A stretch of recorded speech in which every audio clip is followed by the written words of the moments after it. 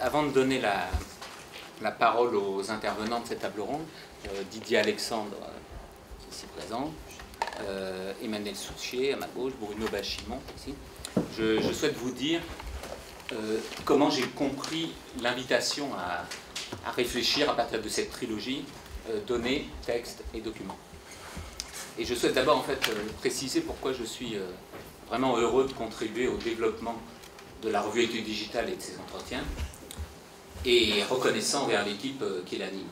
Si ce travail me semble important, c'est que je crois que, alors je vais être beaucoup plus grandiloquent, disons que, en parlant de révolution, que Franck Cormoret qui a parlé de transition, mais je crois que je reviendrai sur ce thème de transition que je partage en même temps, qui me paraît très important. Donc je crois que si ce travail de réflexion est important, c'est que nous vivons une période de profonde révolution géoéconomique, géopolitique, géoculturelle, d'une échelle que je me dis comparable, pour avoir beaucoup travaillé sur la Révolution française, à celle de la Révolution française par exemple, et que nous sentons tous, plus ou moins confusément, qu'au sein de cette révolution, la grande transformation numérique ou digitale joue un rôle majeur, à la hauteur de l'invention, sûrement pas de l'écriture, mais, enfin, me semble-t-il, mais très probablement de l'imprimerie. Nous avons besoin d'une réflexion collective sur cette transformation technique de dimension anthropologique qui, en quelques années, semble avoir bouleversé les manières de vivre, comme l'imprimerie l'a peut-être fait seulement en plusieurs siècles. Je reviens sur le thème de transition. En fait, j'ai parlé de révolution. Je crois que il serait peut-être bon, disons, que cette révolution qui bouleverse nos vies, dont on sent qu'elle nous bouleverse, soit précisément une transition. Pour ma part, l'enjeu me semble de tenter d'orienter ce changement si rapide vers le bien-être de chacun et de tous, dans une perspective que l'on peut désigner d'un vieux mot déjà assez ancien, mais qui n'a pris son envol qu'après la Seconde Guerre mondiale, et qui mérite, je crois, d'être médité et que chacun tente de lui donner le sens qu'il souhaite, je pense au terme d'humanisme. Après la Seconde Guerre mondiale, l'humanisme a été l'objet de vives polémiques entre ceux qui rejetaient le mot comme un Heidegger qui précédait d'ailleurs d'autres philosophes de tendance politique extrêmement variées dans leur rejet du terme, ceux qui faisaient de l'humanisme le propre de l'existentialisme, ceux qui ont préféré tenter de l'annexer au communisme ou d'autres encore au christianisme. Il y avait aussi ceux qui reprenaient l'idée déjà pluriséculaire que la valeur suprême est l'humanité avec un grand H, tandis que d'autres, est-ce qu'on peut les appeler des individualistes, peut-être des anarchistes, certains peut-être féministes, préféraient la défense, disons, de chacun des êtres humains singuliers, ce qui n'interdit nullement, à mes yeux au contraire, de tenter d'instituer des processus de solidarité interindividuelle. Enfin, et celle-là nous rapproche progressivement, j'espère, du sujet de notre table ronde, il y a celles et ceux dont on voudrait croire qu'ils seraient moins amenés à constituer des chapelles et des dogmes, et pour qui la quête de notre humanité passe par l'étude des humanités, ces humanités qui se développent précisément avec l'imprimerie, dans notre histoire. Imprimerie, c'est-à-dire cette invention technique qui accélère la circulation des textes, leur traduction, leurs interprétations critiques, quand l'imprimerie n'est pas, au contraire, aux mains de forces d'endoctrinement. Je crois que c'est dans ce vaste cadre que se situe notre nouvelle, modeste mais dynamique revue, et notre petite table ronde, dans laquelle nous pouvons essayer, non sans tâtonner, de tenter de nous éclairer mutuellement, pour tenter de comprendre un peu ce que l'on peut ou doit faire face aux textes et aux documents, quand ceux-ci sont inscrits dans un univers culturel, une culture numérique ou digitale, qui tend à les instituer en données. Alors je vais reprendre les trois termes du titre de la table ronde. Texte d'abord, dont le mot renvoie encore quelquefois au grand texte sacré, mais au pluriel il renvoie surtout, disons par exemple depuis le romantisme et plus encore, c'est plus circonscrit, mais depuis la critique littéraire des années 70, au texte des écrivains en tant qu'ils seraient aussi eux-mêmes sacralisés. Mais aussi, ou bien, et bien plus largement et prosaïquement, le texte c'est toute suite de mots constitue un écrit. J'ai rajouté par rapport à la lecture du Petit Robert que je refaisais hier, enfin je ne relisais pas tout le Petit Robert, mais quoique. Bon. Le Petit Robert oublie de dire que c'est une suite de mots qui constitue un écrit ayant du sens. Manuscrit, imprimé, ou désormais aussi électronique. Et ça renvoie finalement à tout type d'écriture.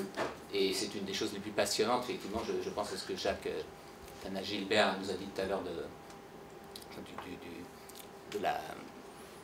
du fait que le numérique nous amène à traverser autrement les disciplines et leurs frontières. Ça nous renvoie à tout type d'écriture, dite littéraire, aussi bien que théologique, philosophique, scientifique, juridique, ou encore publicitaire, technique, quotidienne, jusqu'au SMS, désormais appelé texto. Enfin, je ne sais pas ce qui est apparu en premier d'ailleurs, SMS et texto. Ça doit être SMS, mais quelqu'un le sait peut-être ici nous le dire. C'est anglais SMS, donc c'est le mot français. Oui, oui, non mais d'accord. Qu'est-ce qui a surgi sur la planète? Oui, bien sûr, texto et SMS. Bon. SMS, oui, je pense. Ouais. Le terme document a d'abord désigné des textes qui servent à renseigner ou à prouver. À l'heure du multimédia numérique, il s'agit aussi en fait d'éléments sonores ou visuels.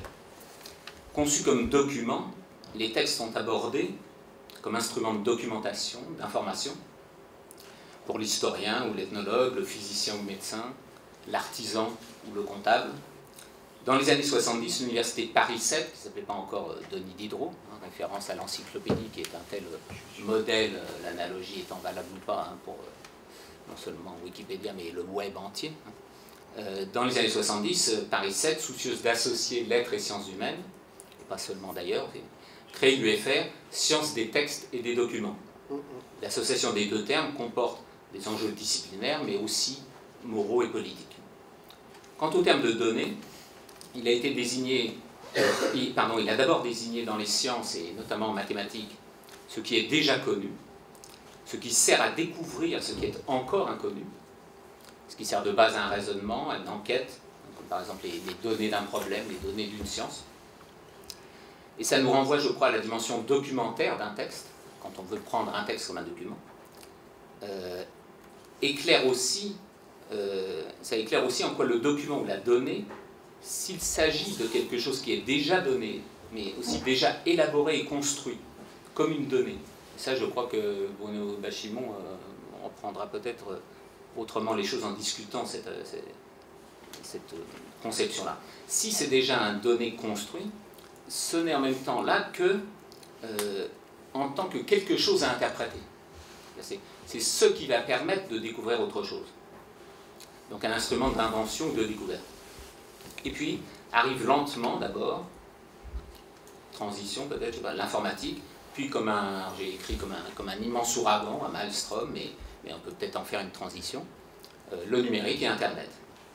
Et données désigne aussi, je cite le Petit Robert de 2009, la représentation conventionnelle d'une information, fait, notion, ordre d'exécution, sous une forme analogique ou digitale, permettant d'en faire le traitement informatique. D'où par exemple l'expression de base de données. Je n'irai pas plus loin et vous propose de commencer un premier tour de table qui sera suivi, j'espère, de dialogue entre les intervenants et puis ensuite avec la salle.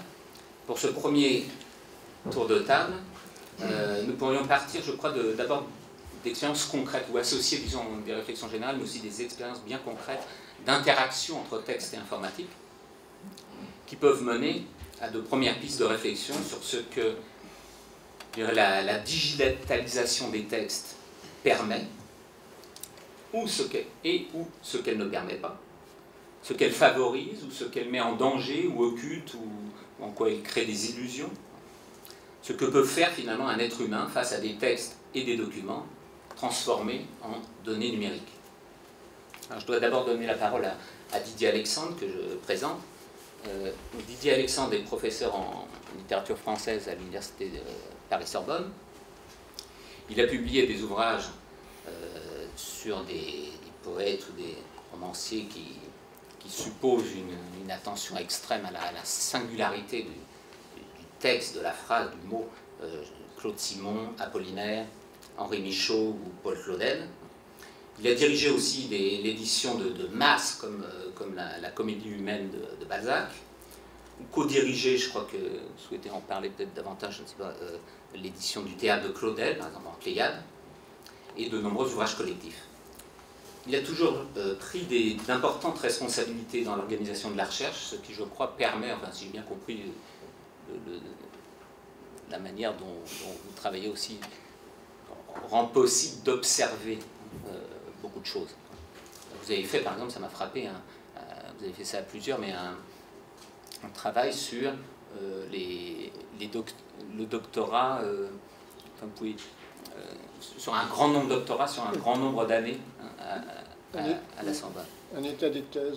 Nous avions fait un colloque sur l'état des thèses de doctorat en littérature française à un moment donné, en fait, pour voir quels étaient les domaines déjà très travaillés et quels domaines restaient, si quelle méthode était utilisée. Enfin, c'était une réflexion critique sur le doctorat en lui-même. Voilà. Bon. Et dans ces positions, je crois, à la fois d'administrateur organisant les choses et d'observateur, bon, vous dirigez actuellement donc, le LABEX OPIL, Observatoire de la vie littéraire, qui associe des équipes de recherche en littérature de Paris-Sorbonne et en sciences cognitives et en informatique de l'université Pierre et Marie Curie. Je crois que vous êtes donc à une place d'observation assez remarquable pour nous dire, entre autres choses, que le numérique peut apporter au travail d'édition ou d'interprétation des textes. Alors, bien, merci Laurent. Je veux remercier aussi les organisateurs de cette séance qui m'ont convié. Alors, comme il vient d'être dit, je suis avant tout un littéraire, et un littéraire qui est entré à la faveur des appels à projets ministériels dans le numérique ou dans le digital. On va le voir. Alors, bon, pour reprendre un peu le titre de cette journée, je dirais que la donnée n'est vraiment pas la pensée, du moins pour nous, les études littéraires. Alors cela, je vais essayer d'en parler comme je le pourrais à partir de ma propre expérience et aussi à partir de l'expérience du LABEX OPVIL, laboratoire d'excellence, donc observatoire de la vie littéraire. Laurent vient de me donner bien plus que je ne possède réellement. C'est un projet collectif. En fait, le collège des professeurs de littérature française de notre UFR, nous sommes très nombreux, donc une bonne partie d'entre nous, nous étions réunis en fait en séance pour voir si nous pourrions répondre à ces appels à projets et ce que nous pourrions proposer. Proposer de neuf, étant entendu qu'en plus la Sorbonne, vous savez bien, c'est un poncif et synonyme de tradition, de conservatisme, etc. Et c'était des appels à projets innovants. Depuis un moment, en fait, nous travaillons tous sur des bases de données, chacun de notre côté, une base de données de textes, d'édition philologique numérique savante. Et au fond, petit à petit, nous avons été amenés à nous interroger sur ce que cette transition numérique ou digitale faisait aux études littéraires. Avec cette idée, si vous voulez, que, au fond, ce qui était en train de se passer faisait que la lecture, on l'a dit aussi évidemment, l'herméneutique, mais aussi l'édition, qui est une partie importante de notre travail, tout cela s'en trouverait complètement bouleversé. D'ailleurs, moi je note, on utilise de manière très pudique le terme de transition, qui est une expression commode qui laisse supposer qu'il y aura un avant et un après, qu'il y aura peut-être une dialectique entre l'avant et l'après. Or, en fait, ce qui se passe actuellement dans nos disciplines de littérature, je m'en tiendrai à ça, montre bien que, au fond, les positions sont de plus en plus tranchées et conflictuelles.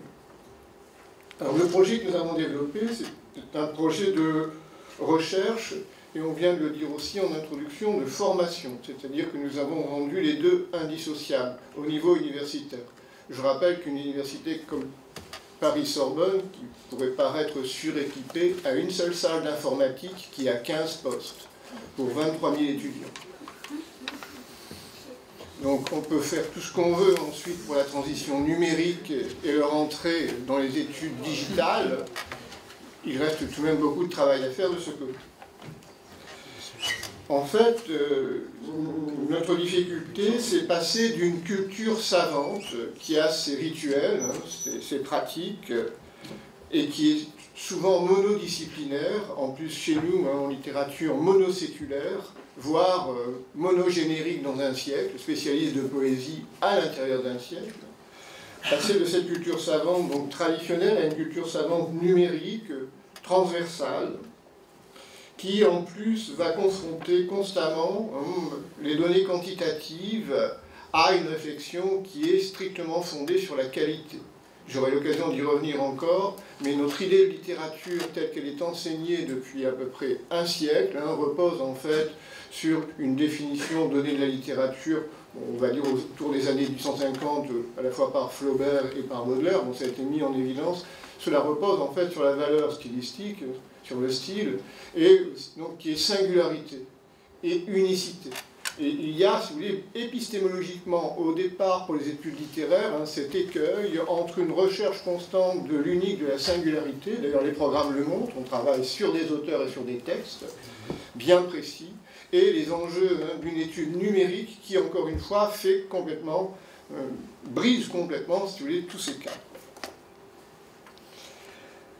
Cela supposait donc que nous mettions en place à la fois des données, que nous ayons une certaine pensée de la littérature par et à travers les données et tout ce qui va les entourer, en particulier les algorithmes.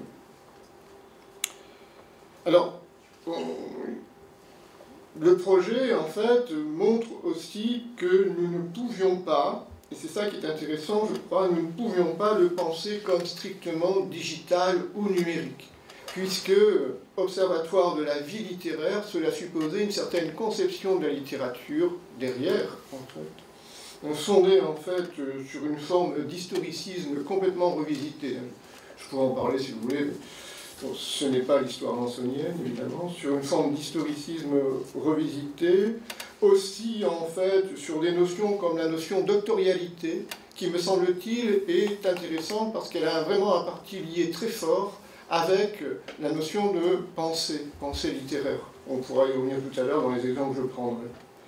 Enfin, cela supposait que la mise en place de cette pensée puisse être permise à travers un certain nombre d'outils de fouille de texte, qui seraient axés non pas d'ailleurs sur le quantitatif, mais plutôt sur le qualitatif.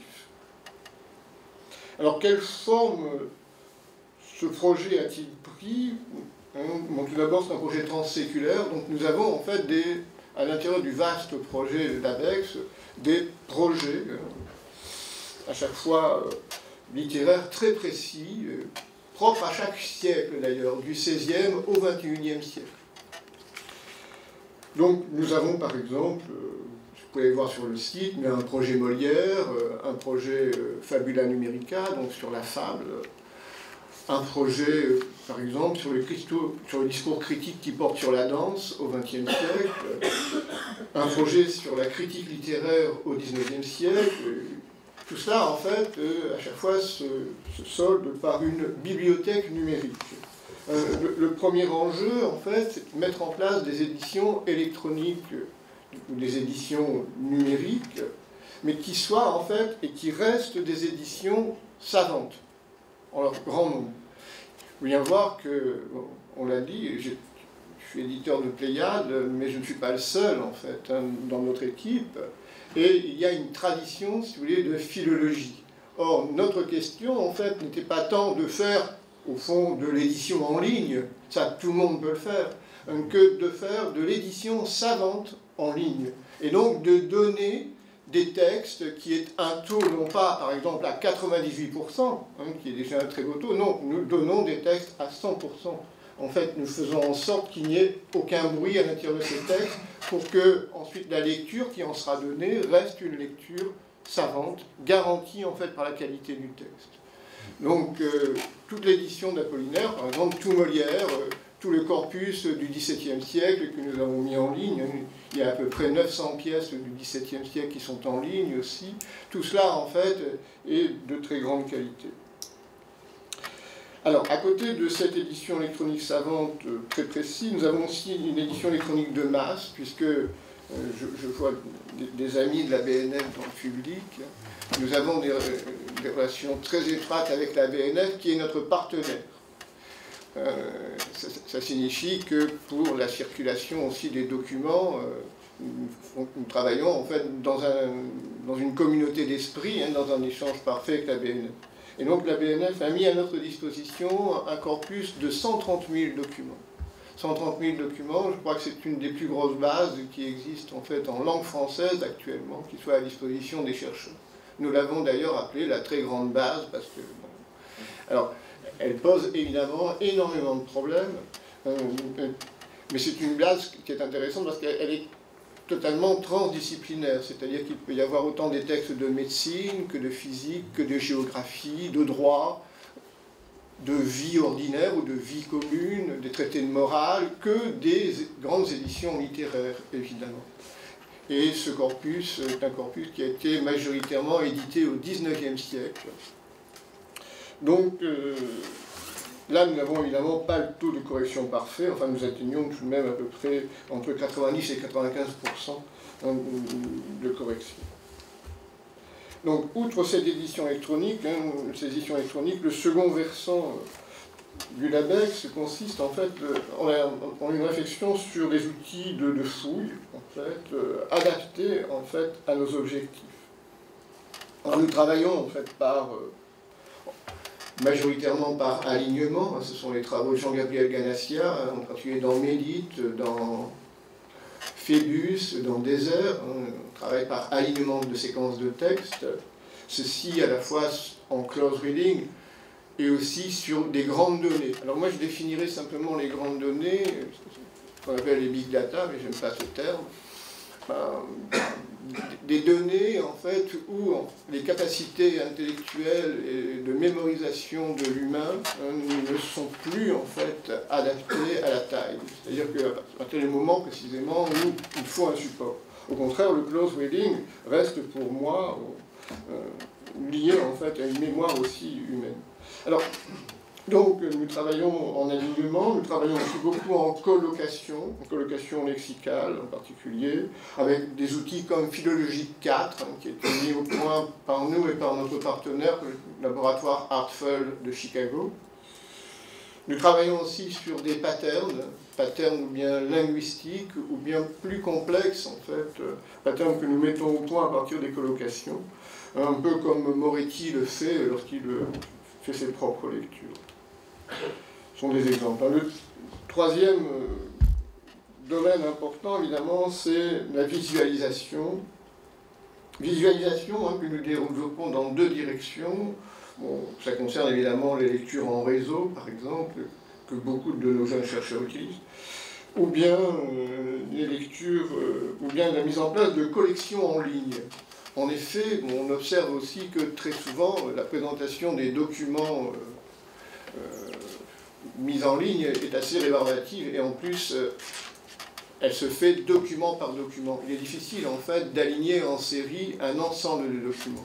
En fait, donc nous réfléchissons, nous avons réalisé d'ailleurs une première plateforme autour d'Apollinaire qui par exemple permet sur un seul texte, Zone par exemple, tout le monde connaît Zone, d'aligner en fait tous les documents, depuis le manuscrit, le premier manuscrit, les premières notes, jusqu'à, en fait, évidemment, la publication, en passant par les premières épreuves, corrigées, etc., de les juxtaposer, de les visionner à l'écran. Ça va même plus loin, en fait, puisque derrière, en fait, nous pouvons aussi, parce que nous travaillons là-dessus, aligner, par exemple, les éditions illustrées qu'avait mises en place le peintre Marcoussis. Marcoussis avait fait un exemplaire unique d'alcool illustré à la main, mais aussi derrière toutes les interprétations musicales ou les lectures qui ont été mises en place autour de Zone. Donc ça signifie, si vous voulez, que ce type de collection collecte en fait, il y a vraiment une technique de collecte des données, alors évidemment avec l'aide, encore une fois, de la BNF ou de l'INA, par exemple, de la Bibliothèque littéraire Jacques Doucet, pour mettre à disposition du chercheur dans tous les sens, comme aurait dit l'autre, ça veut dire ce que ça veut dire, mais dans tous les sens. Dans tous les sens des données et des documents. Alors, bon, j'aimerais passer très vite sur cela, au fond, pour en venir à des questions, à des difficultés qui nous sont posées. Alors, je le disais tout à l'heure, le passage, en fait, des études littéraires à des études littéraires digitales, je préfère aussi digital à numérique, enfin, je fais une distinction, en tout cas, digital et études numériques. Le passage, donc, fait que les cadres traditionnels de nos études ne résistent pas. Le premier, en fait, bon, on se retrouve face à une transdisciplinarité. Par exemple, on est amené de plus en plus à travailler ou bien sur les corpus journalistiques, bon ça se faisait déjà évidemment, mais sur les corpus médicaux, juridiques, scientifiques, et cela brise les cadres traditionnels et surtout remet en question évidemment la notion même de littérarité, de texte littéraire. De même, lorsque nous questionnons certaines bases, par exemple, mais le corpus critique du XIXe siècle, si vous voulez, que nous avons en ligne, c'est un corpus qui s'étend en fait quasiment depuis l'encyclopédie jusqu'aux années 1930, hein, donc on n'est plus dans une durée séculaire, même on va au-delà. Lorsqu'on travaille sur un tel corpus, nécessairement on est amené à briser les cadres de pensée. Parce qu'au fond, on sait très bien que les catégories sont des catégories historicisées en période. Le romantisme, le Parnasse, le symbolisme, le décadentisme, le néo-symbolisme, le modernisme, etc. Or, en fait, lorsqu'on travaille de manière transversale, ou bien par alignement, ou bien par colocation, par exemple, très très vite, en fait, ces cadres ne résistent pas. Et on bouleverse profondément donc l'histoire littéraire qu'on est amené à réécrire. Autre point, je le disais tout à l'heure, les études littéraires sont centrées sur la singularité, sur l'unique. La valeur style, c'est inutile de gloser davantage. Or, on s'aperçoit que travailler par alignement, je vais y revenir dans un instant, travailler par colocation, en fait, tente à rechercher ce que j'appellerais le commun. Alors la notion de commun mériterait d'ailleurs, dans un contexte à la fois littéraire et digital, d'être questionnée. Je rappelle que, en fait, si la pensée dominante, en fait, qui est d'ailleurs le moteur de la modernité, c'est bien la singularité, qui crée ce que Pollan appelle une terreur littéraire, un terrorisme littéraire, terrorisme de la nouveauté, qui est encore le nôtre actuellement. On a toujours à la bouche le terme de modernité. Pollan montre bien, en fait, que peut-être que le véritable terreau de la littérature serait le commun de la langue, le commun de la collectivité. Alors, c'est vrai que Pollan réfléchit à cela autour des années 30 et que les Fleurs de Tarbes sont rééditées en 1942 au moment de la Seconde Guerre mondiale. C'est un geste résistant. Cela dit, si on suivait en fait ces catégories de commun, en fait, qui renvoie, si vous voulez, à une validation de tout ce qui est cliché, poncif, poésie facile, poésie ordinaire, langue de l'ordinaire, qui va d'ailleurs avoir son heure de gloire après 1945. Si on réhabilite tout cela, il me semble que précisément l'étude littéraire numérique trouve aussi là à la fois des notions intéressantes et une manière, en fait, de comprendre la littérature sous un nouvel angle, qui est précisément cette perpétuation, en fait, de données stables de la littérature. Alors, second point intéressant sur lequel j'aimerais revenir, parce qu'il pose véritablement notre type de questions, sont les outils d'alignement que nous utilisons. Je l'ai dit, c'est collègue et ami, Jean-Gabriel Ganassia, qui crée cela. Alors, ce sont des outils très performants. En fait.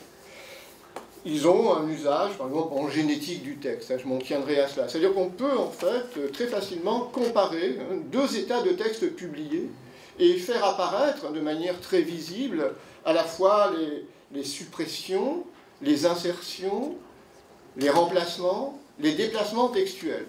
Donc, alors, on peut se dire, effectivement, c'est un outil qui prend bien le texte dans son devenir, alors qui juxtapose deux textes comme un processus, en fait, comme un processus dynamique. Alors moi, j'ai une lecture tout à fait critique de ce type d'outil aussi, parce que je le juge un outil, si vous voulez, assez réducteur, pour différentes raisons. Bon, il est réducteur parce que, en fait, il s'en tient tout d'abord à une pensée de la Genèse réductrice, c'est-à-dire le passage de texte à texte, sans que d'autres éléments interviennent. Mais surtout, en fait, il repose sur une forme d'anthropocentrisme tout à fait étonnant. En effet, les notions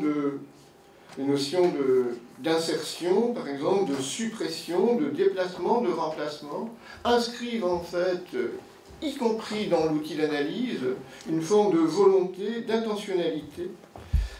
Or, il me semble que, précisément, ça c'est du domaine ou bien de la ménotique, ou bien du domaine de la création, mais ne doit pas, en fait, nécessairement être impliqué dans l'algorithmie. Je veux dire par là que, en fait, ce qui fait aussi, ce que montre le problème soulevé par des outils comme cela, c'est celui, en fait, d'une conception de l'algorithmie.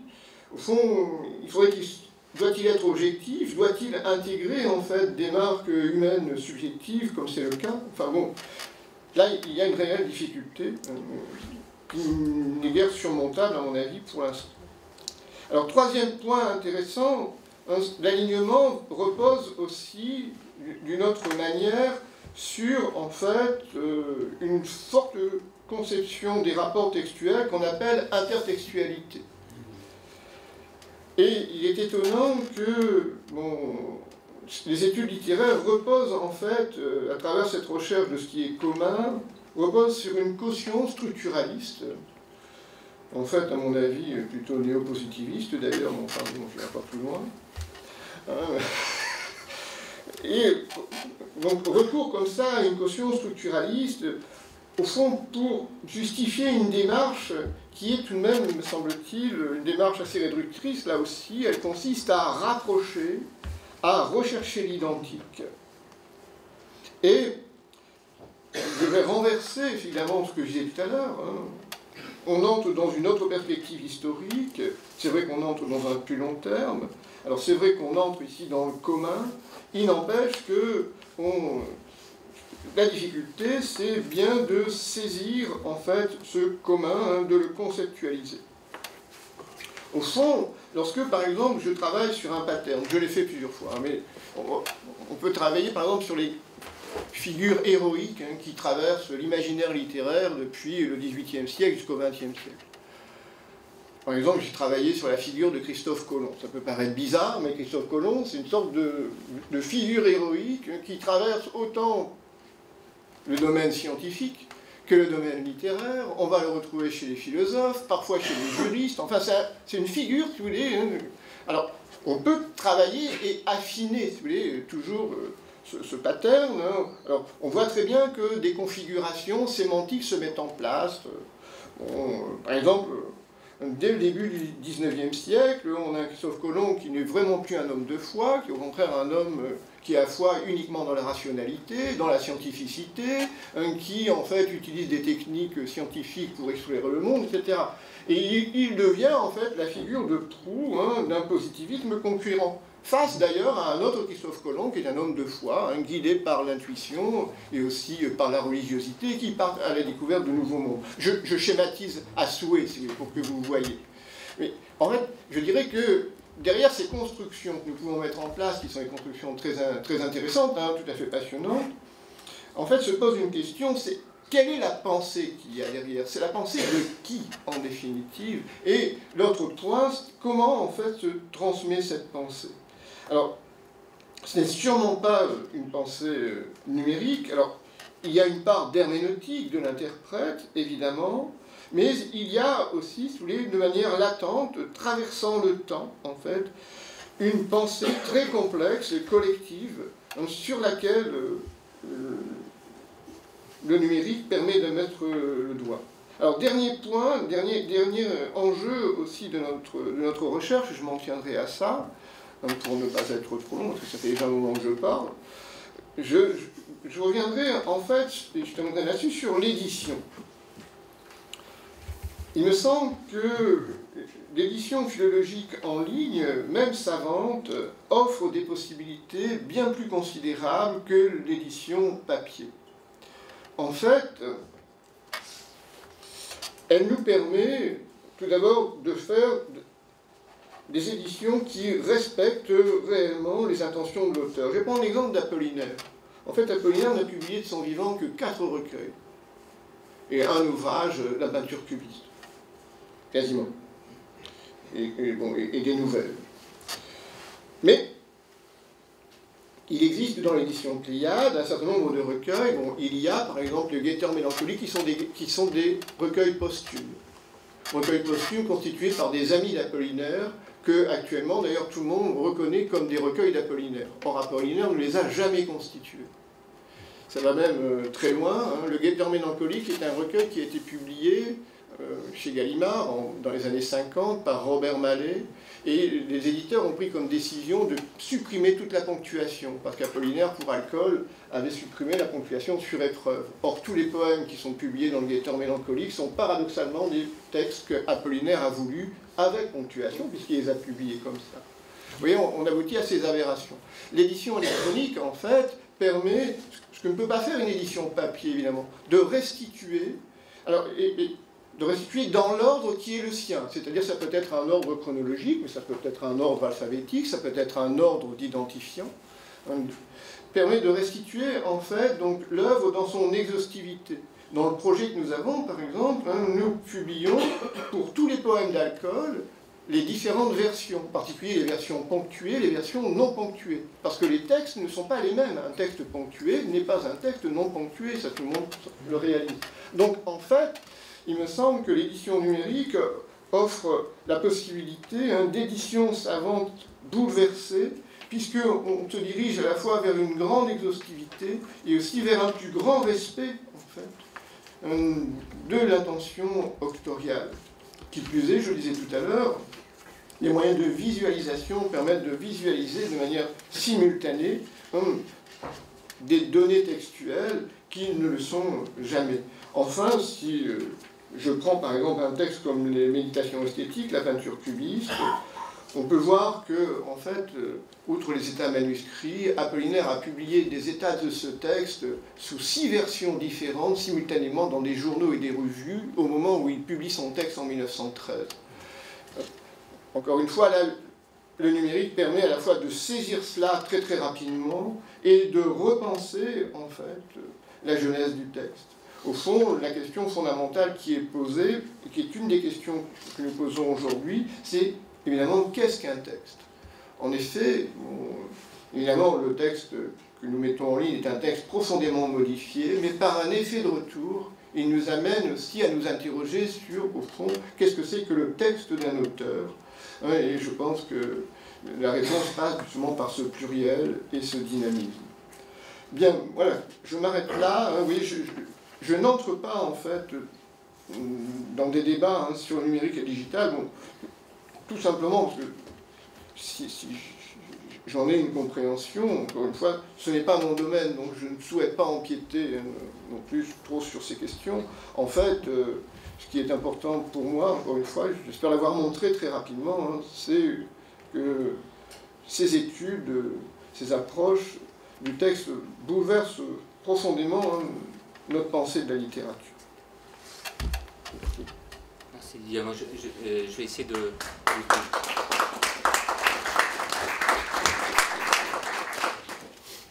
Je note un ou deux thèmes qui me paraissent intéressants, qui peut-être ressurgiront ensuite dans la discussion, et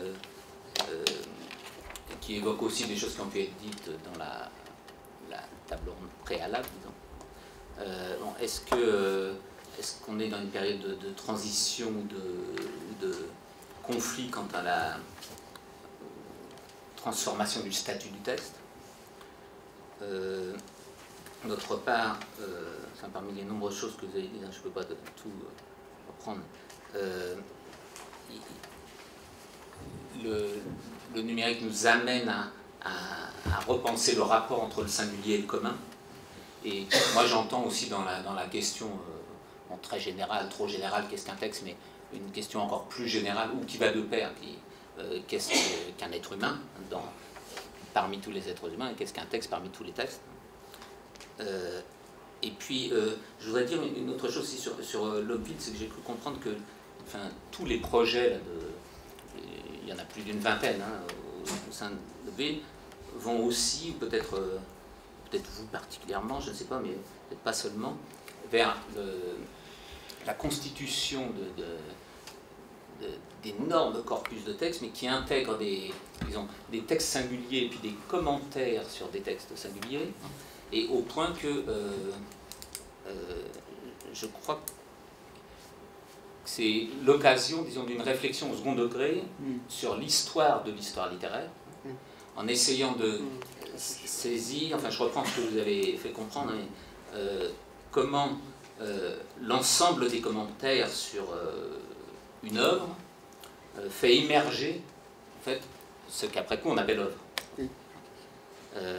Comment une très grande quantité de textes peut permettre d'essayer de percevoir ce que c'est que l'émergence de ce qu'on estime être une qualité. Je peux ajouter, c'est-à-dire que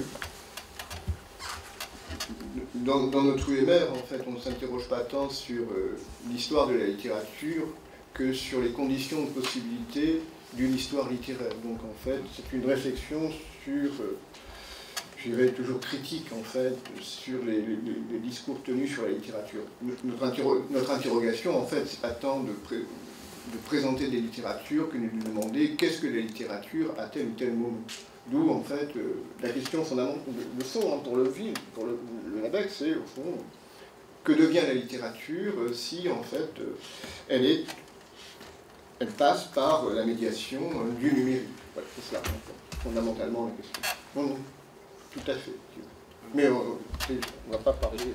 Alors, moi, je préférerais entendre Emmanuel. Alors, je donne la parole à Emmanuel, je le présente d'abord, mais je pense qu'il réagira déjà des choses qui ont été dites, et puis, enfin, bon, fera ce que tu voudras.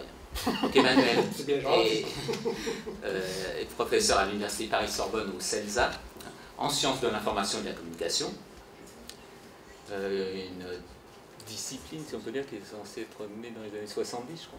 Oui, qui est assez neuve, il y a quoi, une centaine d'années, mais toute jeune. Ouais. Et elle vient de partout. Et elle croise, oui, elle croise à l'origine des tas de gens. Je vous faisais un hommage tout à l'heure à Louise, qui est plutôt agréable, et c'est un beau salut. Ce dont je voulais parler d'ailleurs, en fait, était une question posée par Louise. Mais bon, c'est effectivement une discipline qui, à l'origine, a été constituée autour de gens qui étaient des littéraires, des philosophes, des historiens, des gens qui s'intéressaient à la matière, au support médiatique. Enfin, et du coup, je reprends. Qui s'est constitué en... Pour achever la présentation de l'œuvre, parce que tu as contribué dans des éditions aussi en Pléiade, l'édition des œuvres complètes de Queneau. Emmanuel Souchet dirige aussi la revue Communication et Langage. Très belle revue. Anime avec Anne Zali, qui a longtemps travaillé à la BNF, le séminaire Les Chemins d'écriture, qui aborde l'écriture des origines à nos jours dans une perspective que je dirais à la fois littéraire, sémiotique et anthropologique.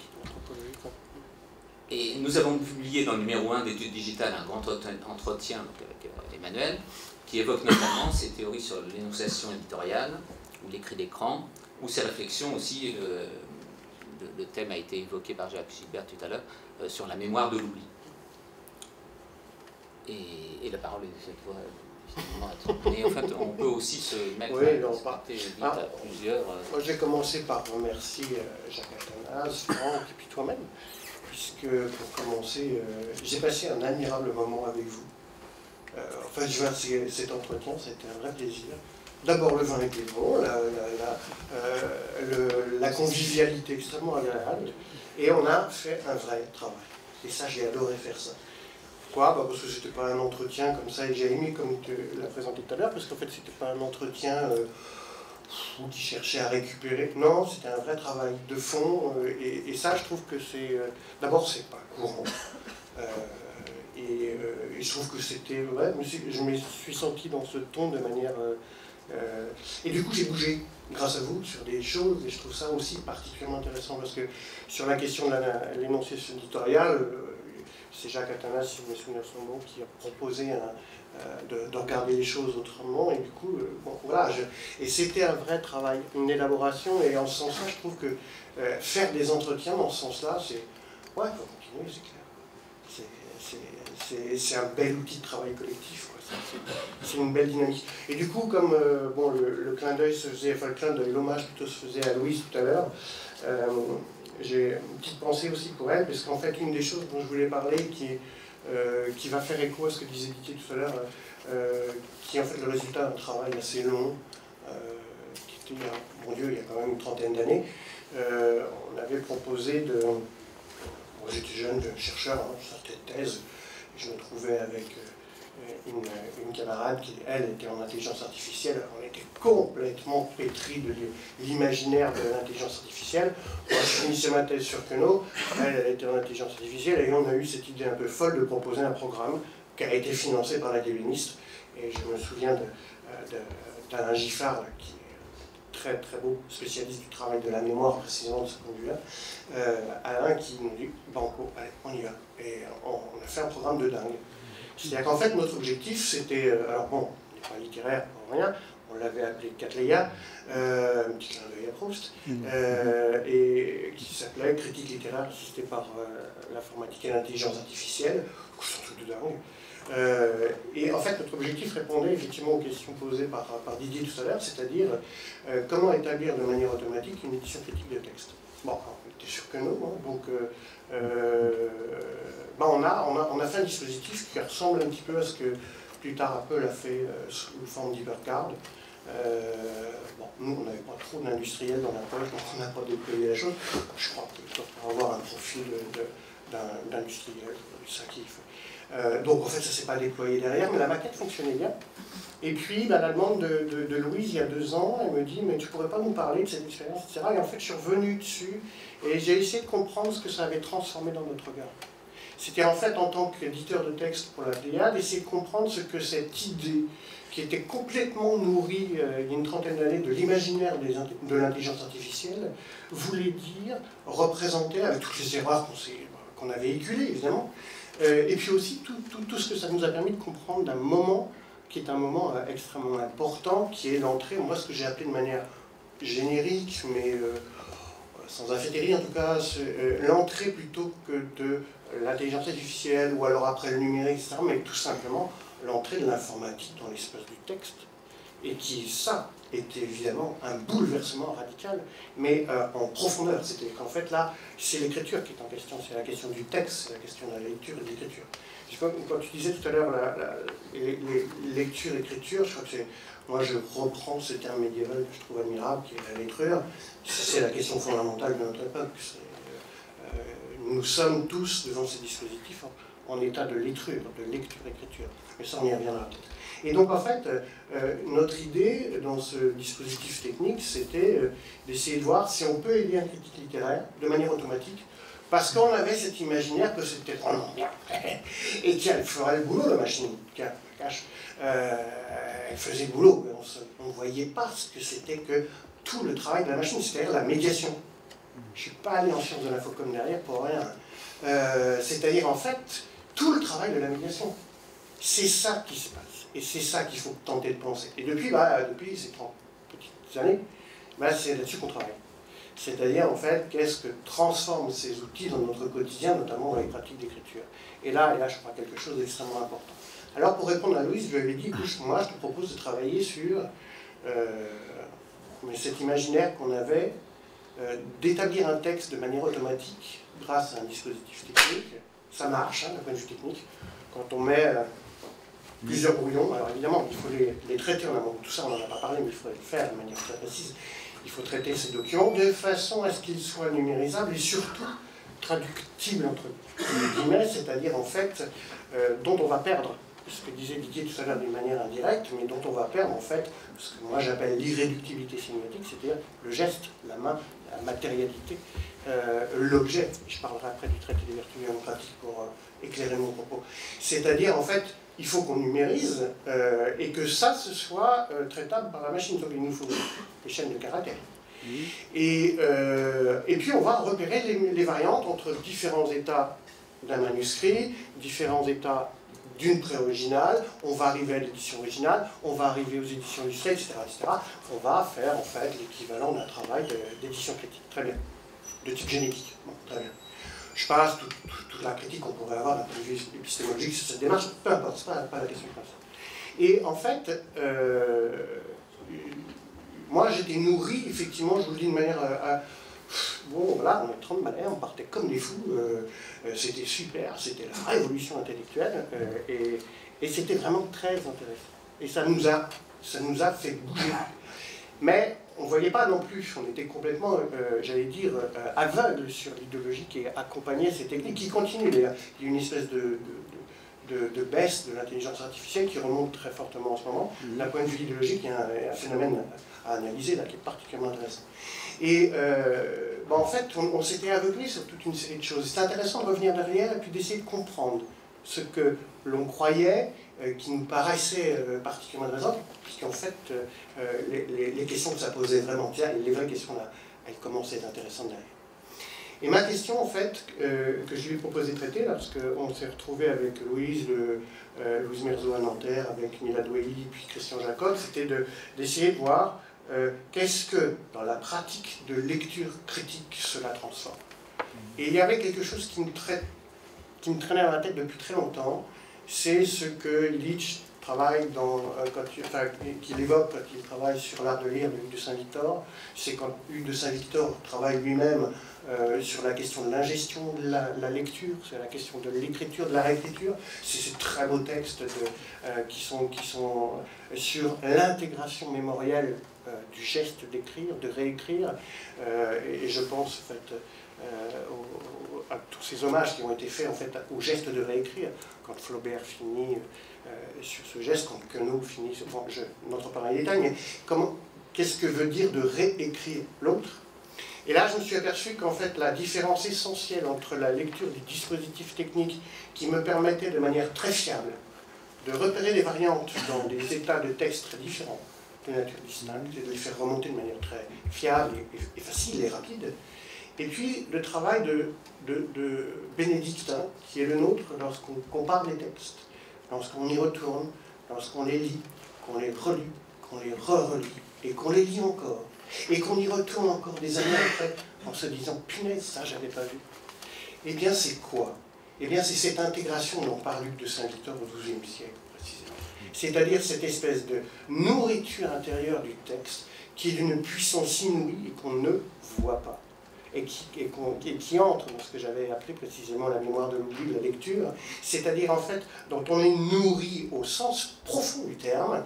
La machine, elle va me repérer des variantes, très bien. Je vais pouvoir faire des plots entre les variantes. J'ai des informations qui sont d'une précision absolue. Qu'est-ce que j'en fais?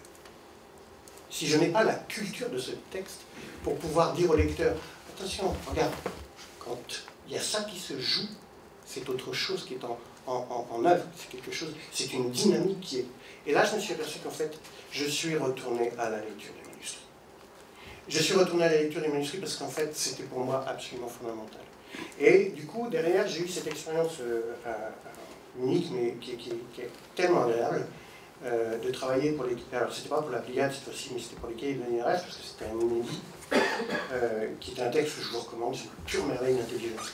C'est un texte pas très connu, que les gens n'ont pas tellement pratiqué, mais qui est vraiment brillantissime, qui s'appelle Le traité des vertus démocratiques de Queneau, donc que j'ai publié dans les cahiers de l'INRS, en 93, si je me souviens son nom.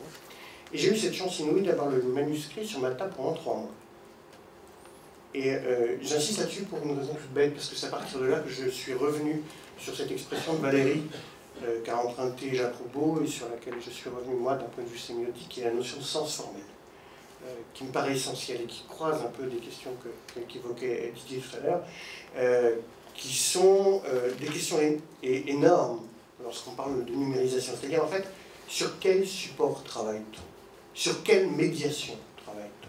Qu'est-ce que fait la médiation aux documents sur lesquels nous travaillons?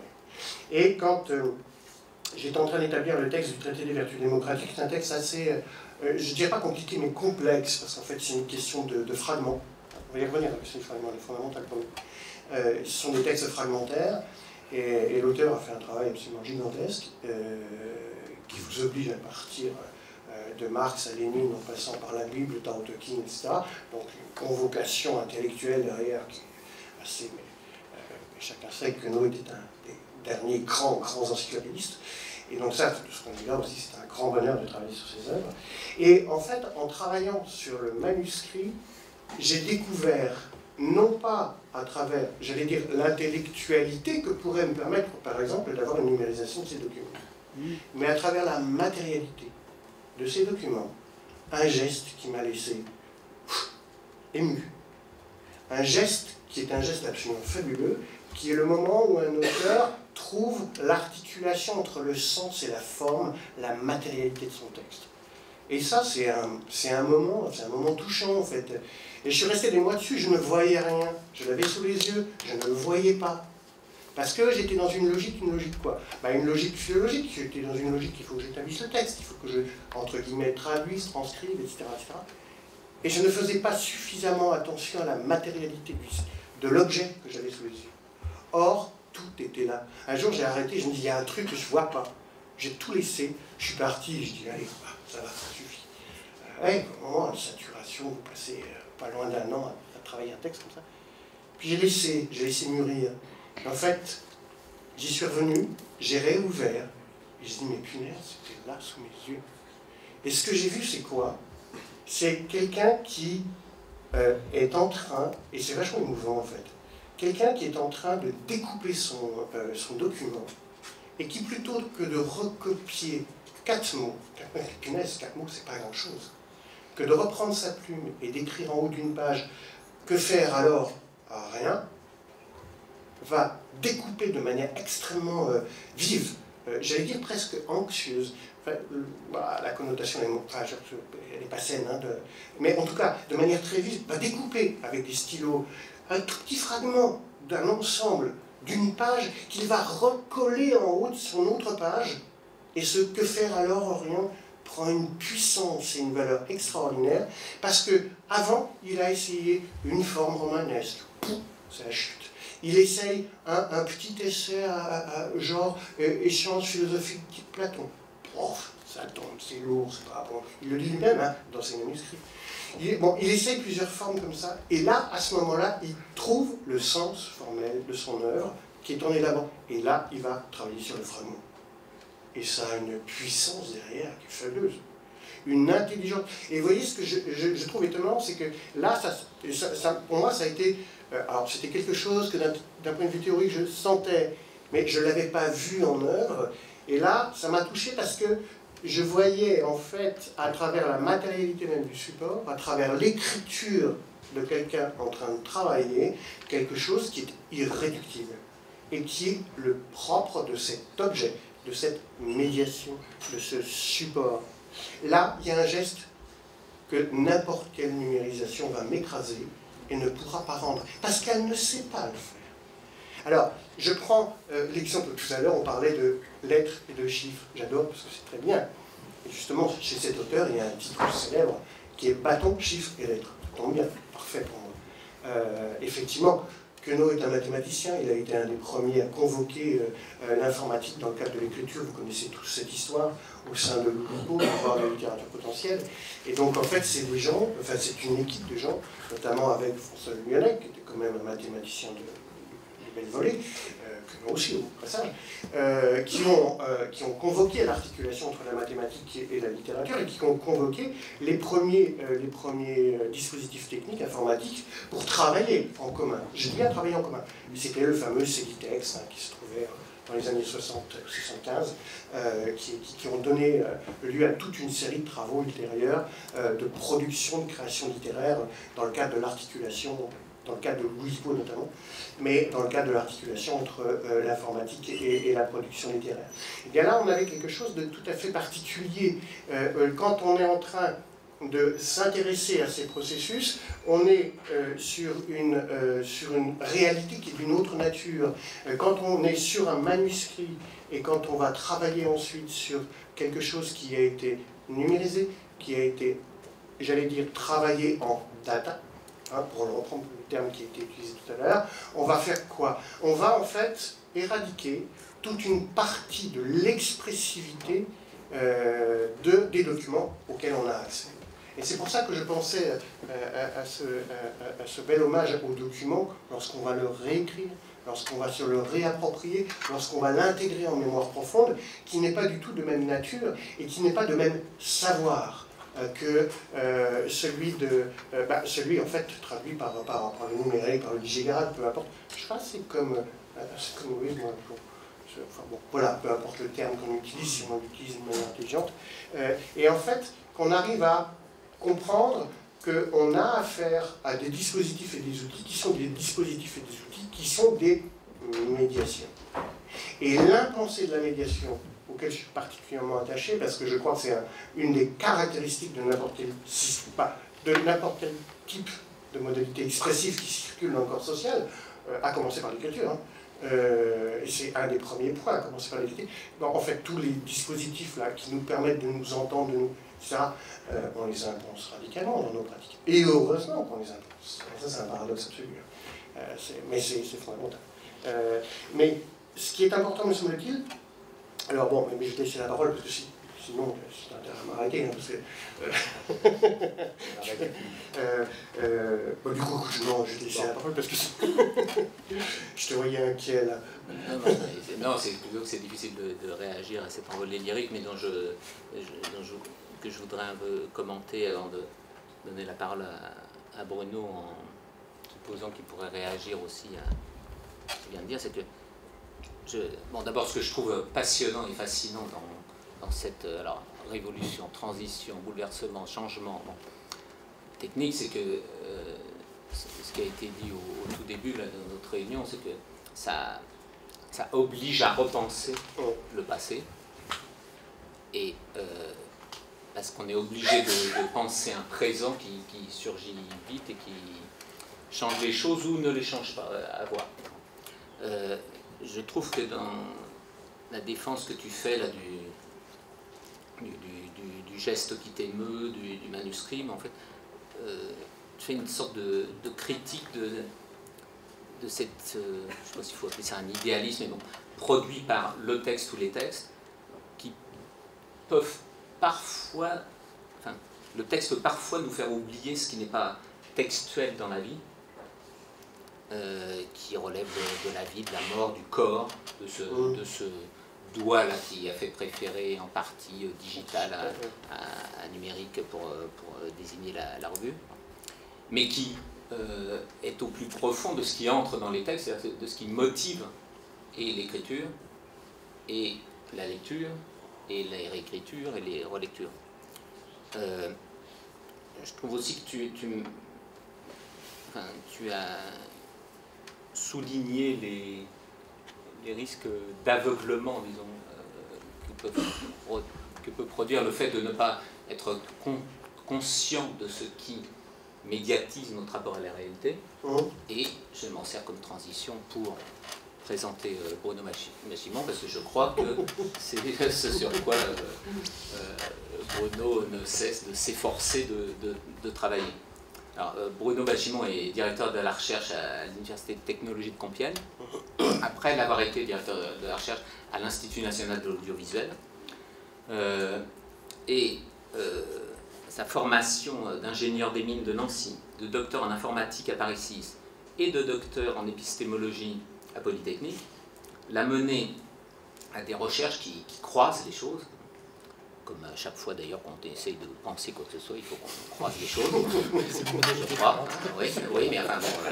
Ça aide.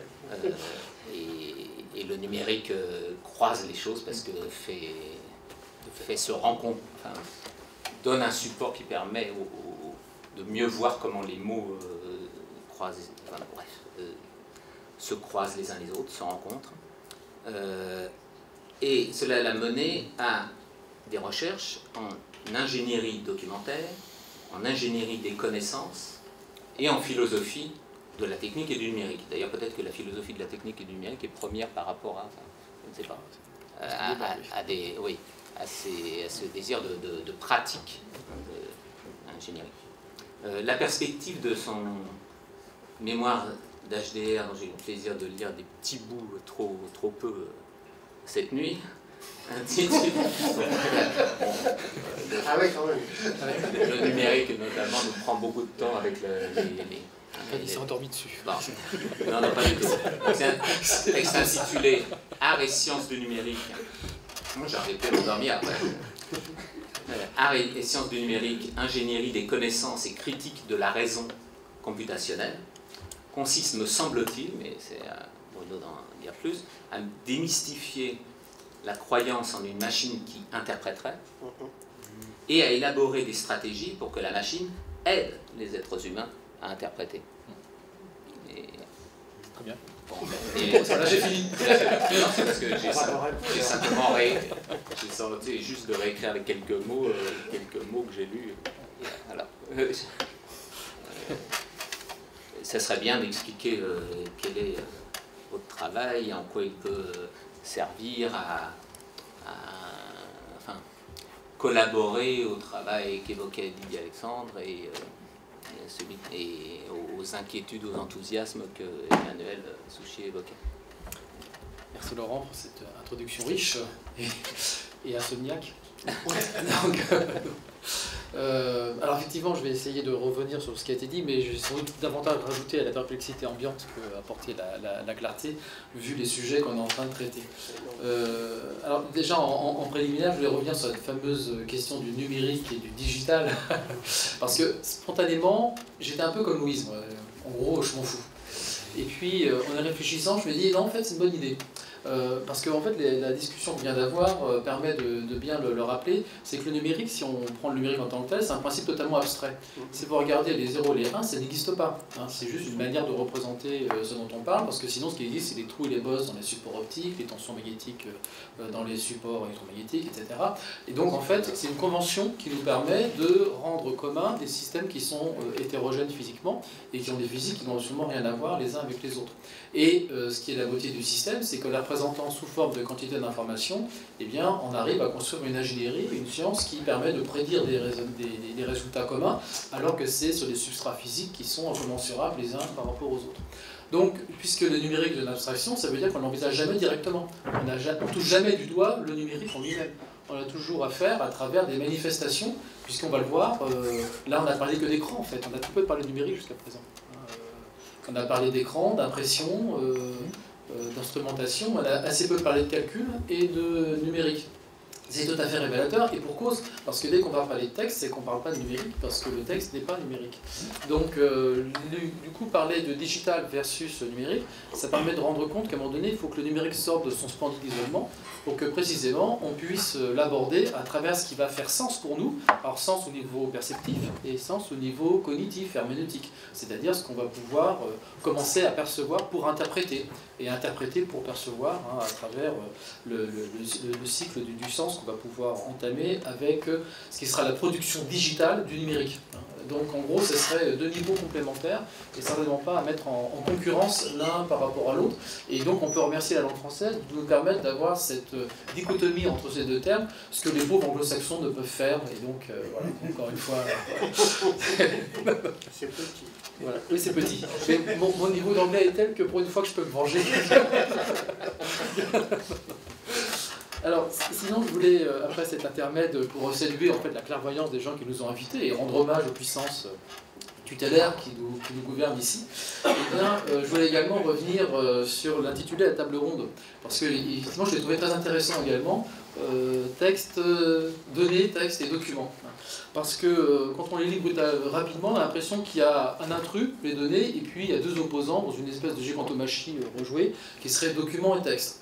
Et puis en fait, l'histoire n'est pas si simple, parce qu'en fait, ce sont trois hétérogénéités différentes.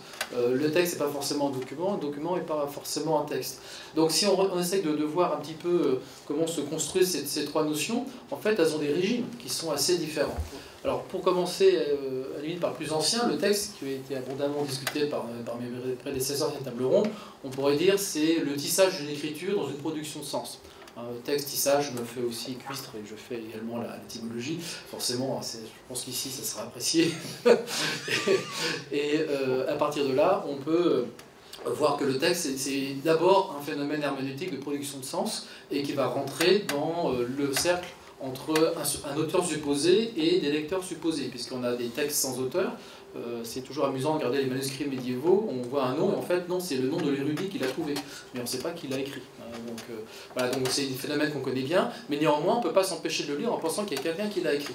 Et donc l'auteur est une figure inéliminable, même qu'on ne la connaît pas, exactement comme le lecteur, lorsque le lecteur écrit, forcément il a un horizon de sens, qui ne connaît pas ses lecteurs, mais il a l'impression qu'un jour il sera lu, y compris par lui-même éventuellement. Même si parfois des doctorants ont l'impression qu'ils ne se relisent pas, mais ça c'est un autre problème. Le texte, on va dire, c'est le concept le plus ancien et qui est celui qui s'inscrit dans le registre du sens, la singularité herméneutique, etc.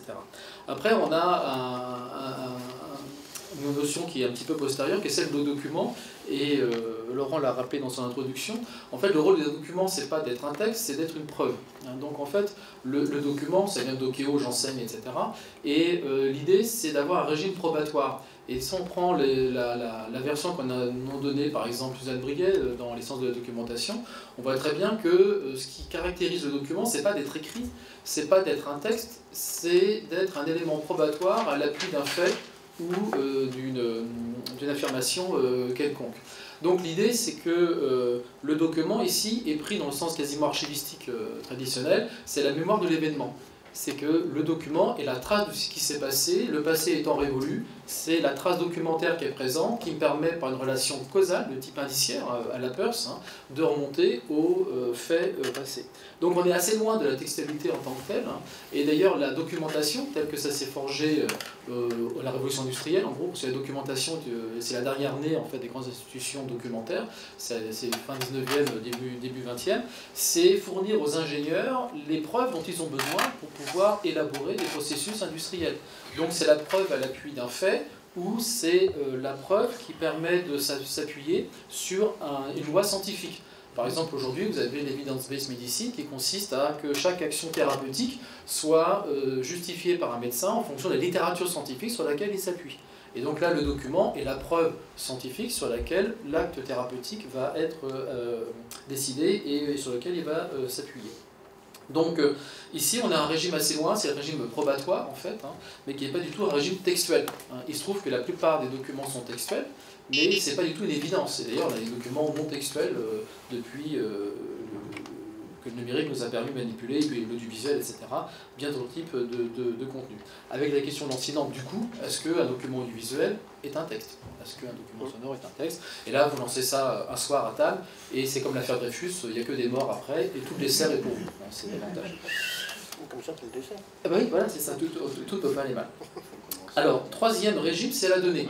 Alors, la donnée, c'est une autre notion, puisqu'en gros, on peut définir la donnée comme ce à partir de quoi on va manipuler dans un processus de résolution.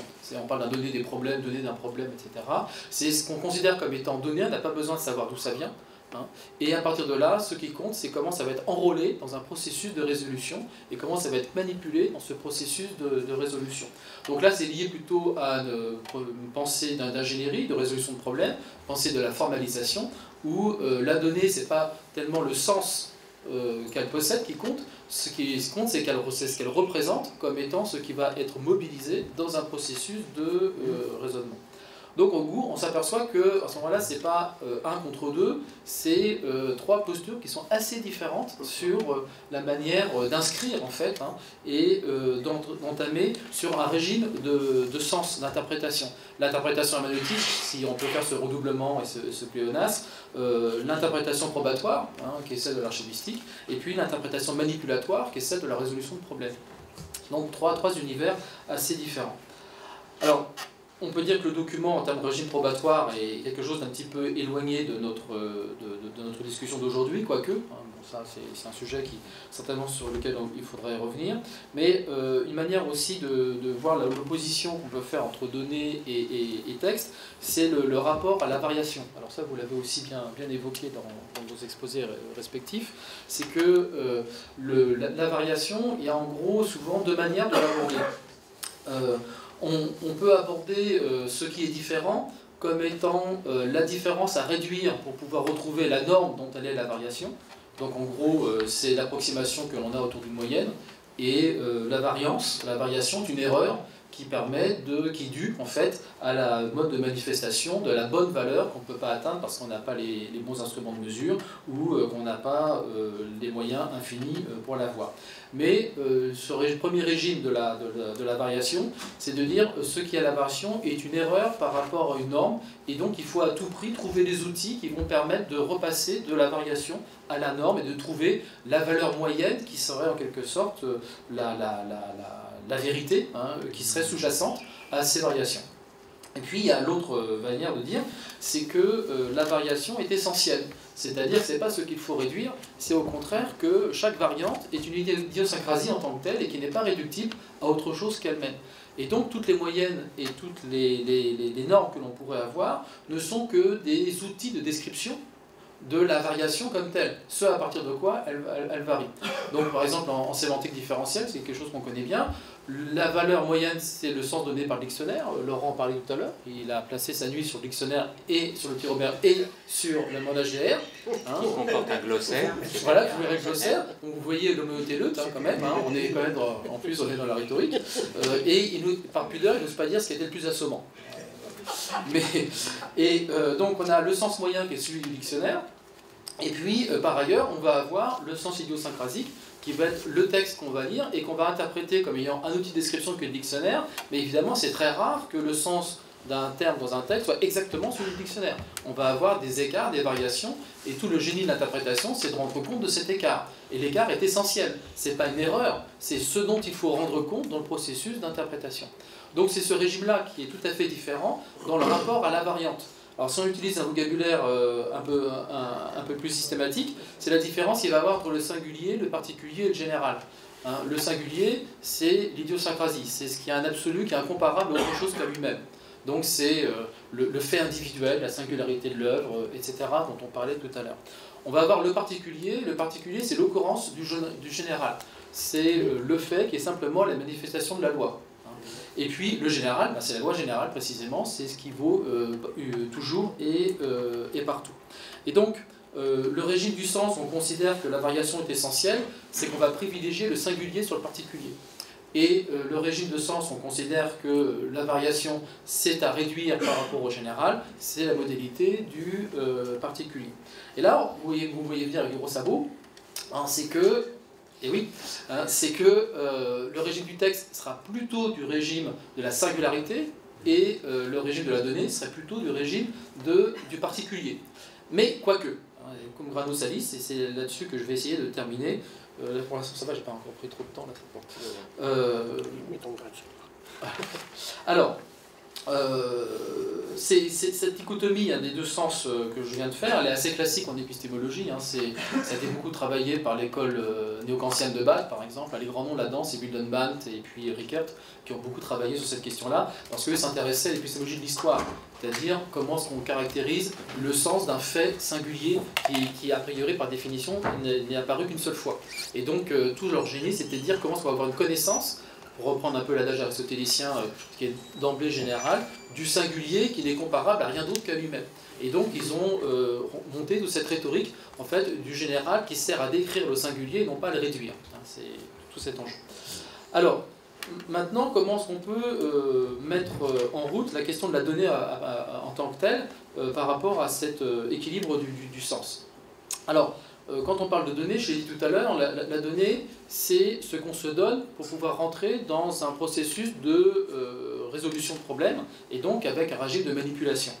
Et donc, non pas par imbécilité épistémologique, mais par décision de travail, on fait abstraction de d'où vient la donnée. Le propre de la donnée, c'est qu'elle est bien donnée. C'est pour ça qu'on peut commencer à résoudre le problème. Quand à l'école on nous donnait un problème à résoudre, eh bien on ne s'interrogeait pas à part la perversité du professeur, mais d'où viennent ces données qu'il nous donne. Mais sinon ça s'arrêtait là, les données n'ont pas d'origine, c'est ce qui les définit. Donc d'une certaine manière, on rentre dans un régime où la donnée n'ayant pas d'origine, on va travailler avec ce qu'on nous donne. Alors évidemment en pratique ça ne se passe pas du tout comme ça. Parce que les données, on sait bien, il va falloir à un moment donné les trouver. Et donc les données, elles ne sont pas données, elles sont trouvées, souvent, mais pas par soi. C'est pour ça que d'une certaine manière, les données, notre manière de le dire, c'est qu'elles sont toujours données par quelqu'un d'autre. Elles sont trouvées par quelqu'un, et il vous les donne, et vous travaillez avec. Alors en même temps, c'est pas complètement juste ce que je dis, parce que si on prend les pratiques des sciences sociales depuis une cinquantaine d'années, ils travaillent sur des données, et eux, ils vont les chercher. Là où les choses ont changé, c'est précisément les mégadonnées ou les grandes données, voilà, on essaie de traduire les big data en anglo-saxonne, où précisément on va revenir à ce sens quasiment scolaire de la donnée, c'est-à-dire que dans les big data, dans les mégadonnées, la donnée est trouvée et on ne s'interroge pas forcément sur la construction de ces données, d'où elles viennent. On va s'interroger sur la manière de les formater pour pouvoir les agréger dans nos mémoire informatique et pouvoir après les rendre manipulables, mais on ne s'interroge pas trop sur la manière dont les données sont trouvées, parce que précisément on les reçoit de manière quasiment automatique, répétitive, systématique. C'est les logs d'un serveur, c'est les données massives qu'on va retrouver sur des productions textuelles systématiques, etc. Donc, ce que produisent les robots, les chatbots, ce genre de choses. Donc, d'une certaine manière, ces données, on travaille avec ce qu'on trouve, mais on ne va pas travailler avec ce qu'on se donne et ce qu'on va construire. Et ça, c'est une grosse différence, que c'est des collègues statisticiens qui m'expliquaient que eux, les difficultés qu'ils ont avec les mégadonnées, justement, c'est qu'ils disent que quand on a une hypothèse statistique, on va ensuite choisir son corpus de données et on va faire une curation de données. On va choisir les bonnes données qui vont permettre de ne pas introduire trop de biais, patati patata, enfin il y a tout un ensemble, toute une rigueur là-dessus. Ce qui est la grosse différence des mégadonnées, c'est que la curation de données, on ne l'a pas forcément. Il n'y a pas de notion de corpus en big data. C'est une notion qui n'existe pas. Alors que n'importe quel chercheur de sciences sociales qui travaille avec des données, il a un corpus, et une partie de sa thèse, c'est d'expliquer comment il va travailler ce corpus avec la méthodologie qu'il va adopter, et patati patata. Donc, en fait, les mégadonnées introduisent une rupture dans le monde des données elles-mêmes. C'est-à-dire que la pratique des données que l'on avait depuis une cinquantaine d'années, même plus, si on remonte à la démographie 19e, etc., la pratique de la donnée connaît une rupture ces dernières décennies, tout simplement du fait d'une massification où, comme le disait, moi je suis tout à fait d'accord avec la définition d'Didier des big data, c'est big quand on est débordé. Voilà, quand on ne sait plus quoi faire, c'est big. Alors le big, ça peut être très variable, ça peut commencer avec quelques mégaoctets, ça peut être quelques gigaoctets, ou vous prenez un physicien, lui, au-delà du pétaoctet, il considère qu'il sait tout faire, et puis après, c'est seulement après qu'il y a un problème. Mais c'est qu'une variation des moyens techniques qu'il a à sa disposition pour manipuler. Et en gros, on commence à parler de big lorsqu'on ne sait plus quoi faire, et du coup, on prend le flux et on essaie de se débrouiller comme on peut, du coup, sans curation de données, etc., parce que c'est trop gros. On n'a plus les moyens de maîtriser l'ensemble. Donc, cette vision des données, du coup, n'est pas homogène dans les pratiques scientifiques, et les mégadonnées introduisent en fait une rupture épistémologique par rapport à la longue pratique qu'on avait appris à faire, à mettre en place depuis pas mal de décennies. Mais c'est pas seulement là où je veux en venir, parce qu'en même temps, j'ai pas envie totalement de condamner les mégadonnées, parce qu'il y a quand même des choses qui sont tout à fait intéressantes qu'on peut faire avec ces mégadonnées.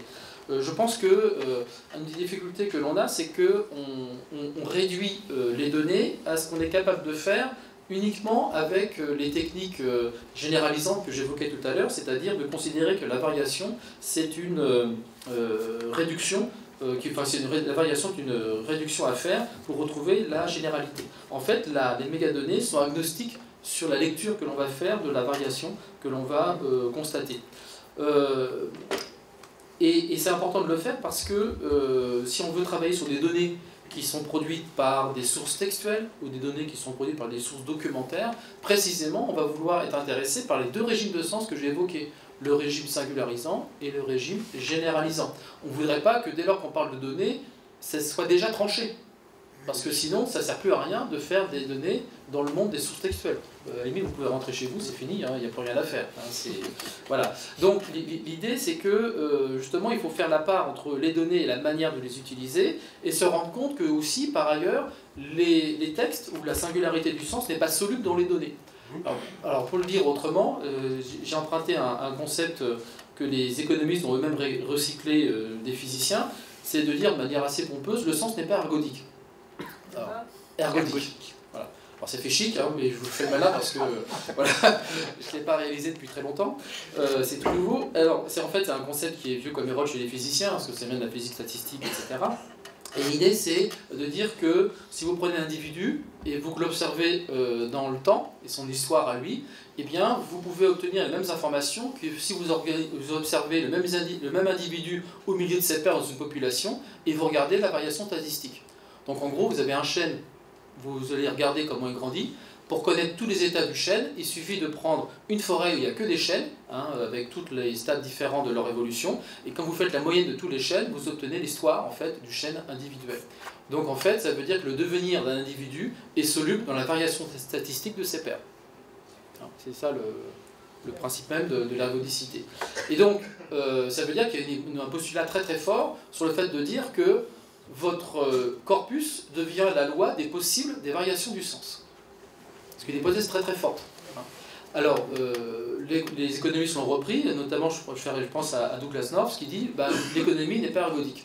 C'est-à-dire que les mondes ergonomiques, on ne peut pas décrire en fait le devenir d'un système économique par rapport à la variation qu'on peut observer des données économiques, parce que précisément il y a des changements qui font rupture, et donc on ne peut pas utiliser cette hypothèse-là.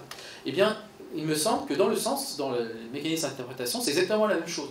On ne peut pas réduire l'interprétation d'un texte à la variation textuelle observée de manière statistique. Tout simplement parce que le sens n'est pas ergodique. Donc ça veut dire quoi? Ça veut dire qu'on va devoir avoir deux régimes d'utilisation des données.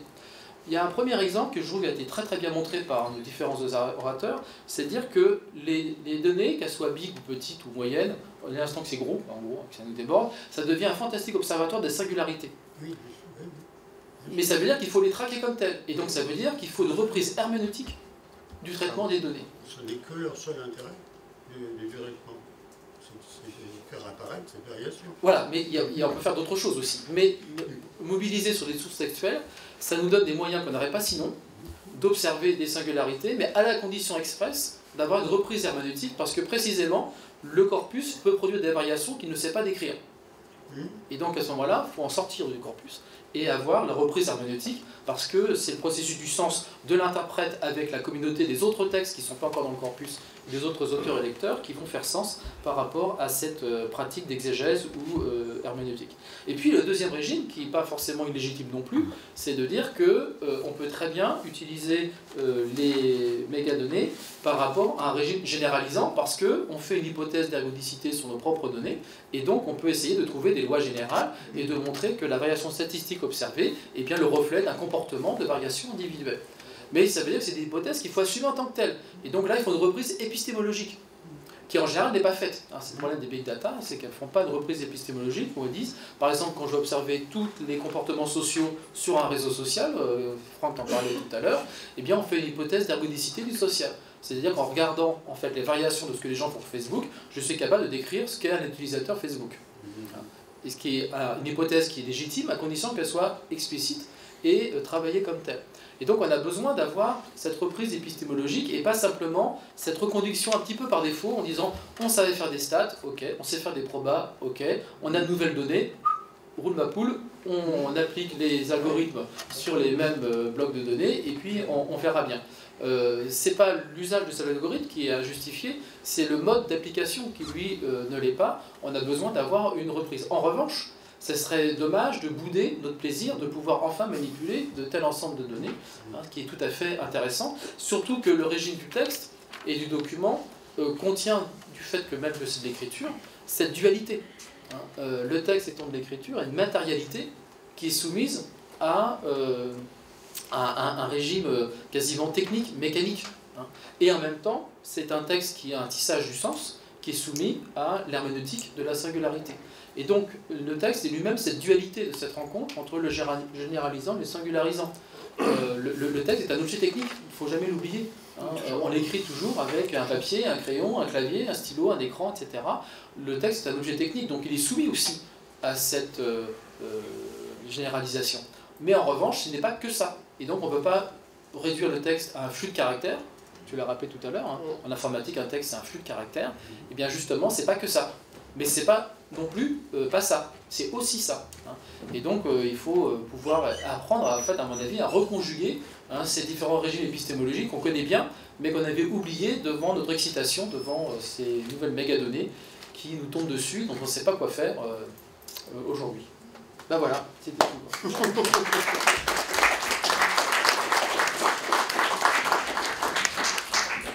Maintenant, il me reste 5 minutes, on a 2 solutions. On peut organiser un vote pour décider si on choisit l'humanité avec un grand H ou l'humanité comme exprimée par chacun des êtres humains dans leur diversité, ou si on veut aller vers le singulier ou vers la... Non. Et puis il y a une autre solution, c'est celle que je vais adopter, c'est de demander à quelqu'un qui se choisit, qui revendiquera sa singularité ou pas, de... Non. Oui, manifester son ire et parce qu'en fait, bon, on n'a pas... on a un direct... Bon, on a finalement quand même dialogué entre nous, mais... Est-ce qu'il ne faut pas penser l'invisibilisation du numérique? On est en train de se focaliser sur ce trait en disant que c'est oui. Et en fait, on est peut-être en train de montrer que, une fois qu'on a utilisé tous ces outils, c'est tout ce qu'on fait avec qui est important, et pas les outils. C'est difficile d'oublier les dispositifs et les outils à partir desquels on élabore ce qu'on fait. Parce que ce que disait Bruno à l'instant, c'est que... Enfin, il y a quand même aussi un impensé de ces médiations qui peut être, d'un point de vue épistémologique, extrêmement problématique. On ne récupère pas un certain nombre de données de la même manière avec un dispositif et avec un autre. Donc on n'aura pas le même traitement, on n'aura pas le même corpus, par exemple, pour reprendre ces termes qui sont des termes problématiques, hein, je l'entends bien. Donc, moi, c'est prudent, je ne peux pas le penser en tant que partie prenante de notre intellectualité, de notre intellection de ce que nous travaillons. C'est difficile. Donc. Il y a un savoir-faire d'utiliser différents outils. Mais la difficulté, c'est que les outils modifient les possibles que vous pouvez construire avec ces textes, etc. Et donc la pensée de la technique et des manipulations que vous faites est indispensable de l'usage que vous voulez mettre en œuvre ou construire. Par contre, je retiens le mot d'invisibilisation parce que dans le numérique, depuis 20 ans, on assiste à une invisibilisation technique du numérique. En fait, pour donner un exemple très simple, mes données, il y a 20 ans, je savais où elles étaient. Aujourd'hui, je ne sais plus.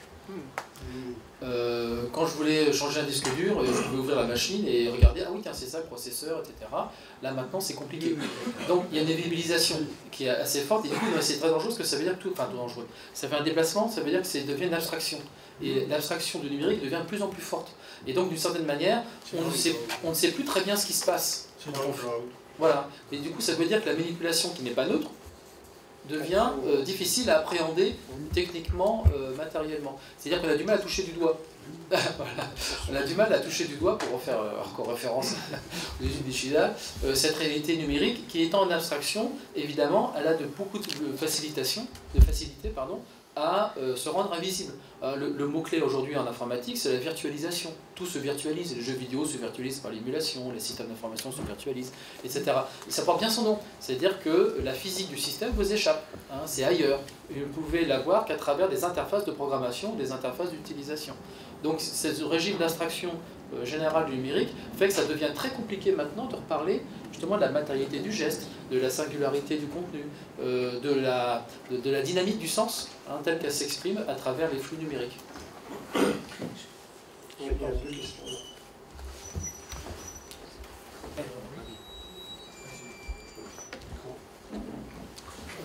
voulais dire que...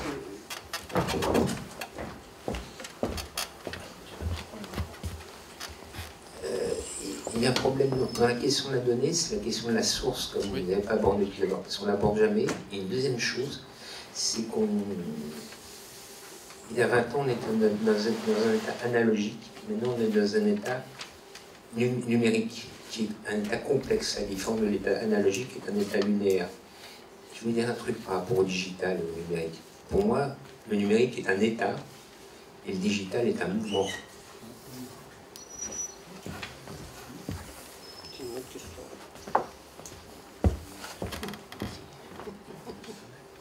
J'avais une remarque, une réflexion à soumettre par rapport à votre dernière intervention. Est-ce que pour représenter ce que vous avez dit, on pourrait utiliser la question de la traduction automatique et de dire que finalement, ce qui se fait aujourd'hui dans la traduction, en fait, le traducteur automatique ne fait qu'un traitement statistique du langage.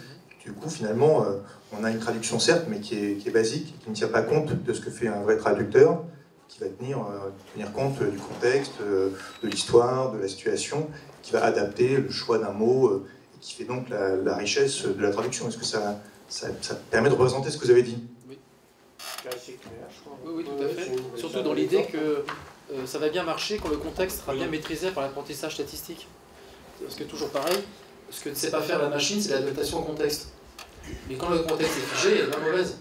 Et donc on peut avoir des très bons exemples où Google Translate ne s'est pas trompé beaucoup, mais en fait on s'aperçoit qu'en fait c'est parce qu'il avait des bonnes raisons pour ça. Puis d'autres fois quand le sens est plus ouvert, c'est-à-dire qu'en fait on s'aperçoit qu'il y a des ambiguïtés dues au type de contexte qu'on peut prendre, là la machine est perdue.